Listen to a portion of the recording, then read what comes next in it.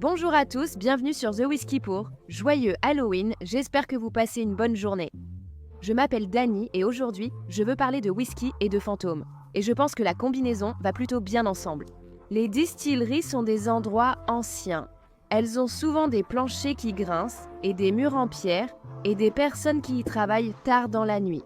Beaucoup de distilleries sont anciennes et ont une ambiance très traditionnelle, donc elles ont presque ce côté conte de fées, un peu hanté. Et cela se prête très bien au whisky et aux histoires de fantômes. Donc pour Halloween, j'avais envie de vous proposer quelque chose d'un peu amusant. Je veux vous raconter 5 histoires de fantômes provenant de distilleries de whisky du monde entier. En ce moment, je bois un Four Roses Single Barrel, ce qui n'a rien à voir avec la vidéo que je vais vous présenter. Mais bon, santé, et allons-y tout de suite.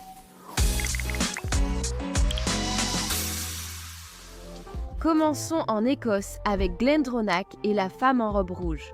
Maintenant, Glendronach est connue pour bien plus que ses fûts de sherry. Elle se trouve dans la vallée de Fork, dans l'Aberdeenshire.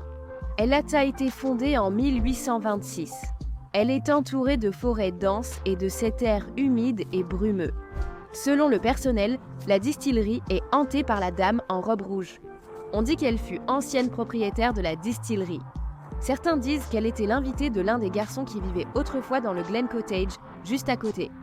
Des visiteurs ont dit l'avoir vue glisser dans la cour ou regarder par la fenêtre de l'une des vieilles granges, surtout tard dans la nuit. Et de temps en temps, des ouvriers ont rapporté avoir senti un parfum alors qu'il n'y avait personne. Les anciens employés de Glendronach ont également exploité cela lors de la réouverture de la distillerie dans les années 1986 après une longue fermeture. L'un des membres du personnel a juré que le premier fût qu'ils ont roulé s'est déplacé tout seul.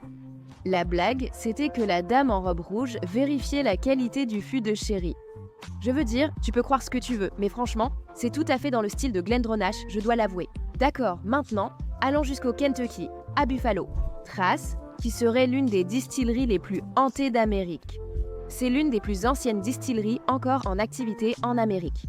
Elle a survécu à la prohibition, aux tornades, aux incendies et aux inondations. Mais le plus troublant n'est pas toute cette histoire, c'est de savoir qui pourrait encore se promener à l'intérieur. Depuis des décennies, les employés racontent des histoires sur l'homme qui marche sur la passerelle. On dit qu'il apparaît au dernier étage de l'entrepôt C. C'est une silhouette sombre qui surgit, juste une seconde, puis disparaît rapidement. Buffalo Trace propose des visites fantômes de leur distillerie, s'arrêtant dans cet entrepôt silencieux.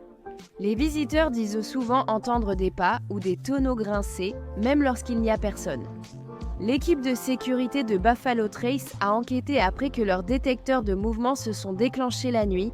Ils ont vu des lumières clignoter dans plusieurs pièces et une silhouette sombre devant une fenêtre. Et c'était totalement inexplicable. L'entreprise aime plaisanter en disant que l'endroit est rempli d'esprits, et pas seulement ceux dans les fûts. Très drôle. De retour de l'autre côté de l'Atlantique, au cœur de Dublin, se trouve la distillerie Bow Street de Jameson, fondée dans les années 1780. Le centre d'accueil moderne fonctionne parfaitement aujourd'hui, mais son histoire a été bien plus mouvementée. Au 19e siècle, les ouvriers ont signalé de nombreux accidents étranges. Des tonneaux roulant seuls, des chaînes s'entrechoquant dans des caves vides, des bruits de marteau après le départ de tous. D'après la légende, un tonnelier de Jameson était mort soudainement, écrasé par des tonneaux pendant son service. Et certains disent qu'il revient de temps en temps, juste pour vérifier que les tonneaux sont bien empilés. C'est tellement flippant. Même aujourd'hui, le personnel de nuit dit qu'on peut encore entendre ces bruits de chaînes qui s'entrechoquent quand on traverse les anciens tunnels de maturation. Et les habitants disent que la température de l'air change quand on traverse. Comme si ça devenait soudainement froid, puis ça redevient normal. Comme si quelqu'un venait de passer, ce qui est vraiment étrange, si tu veux mon avis. D'accord, l'histoire de Glen Turret, qui est plus ou moins hantée, est en fait plus réconfortante et mignonne qu'effrayante, et c'est parce qu'elle parle d'un chat. Glen Turret serait la plus ancienne distillerie active d'Écosse, datant de 1775. Pendant des siècles, le grain attirait les souris, causant des infestations, et la meilleure défense de la distillerie était Towser, le chat. C'était un chat écaille de tortue à poils longs, et il est devenu une légende de Glen Turret. Towser a vécu à la distillerie plus de 24 ans et détient un record Guinness pour avoir attrapé plus de 28 000 souris.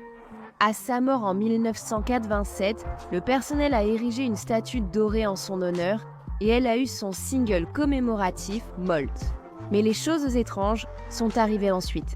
Les employés du quart de nuit disent encore qu'ils peuvent parfois entendre des ronronnements, même lorsqu'il n'y a aucun chat ni aucun animal dans la distillerie. Parfois, ils entendent le bruit de griffes sur la pierre, même quand l'endroit est complètement vide. Des gens affirment avoir senti quelque chose frôler leurs jambes, surtout en fermant à clé le soir. Si vous visitez la distillerie Glen Turret, il est de coutume de laisser un verre à côté de la statue de Towser, au cas où l'esprit de la plus légendaire employée de Glen Turret ferait encore sa ronde. Et enfin, direction le Tennessee, jusqu'à la maison de Jack Daniels. Maintenant, celle-ci commence par une tragédie, et c'est Jack Daniels. Le fondateur de Jack Daniels est tristement célèbre pour être mort après s'être cogné l'orteil en frappant un coffre-fort dont il avait oublié la combinaison.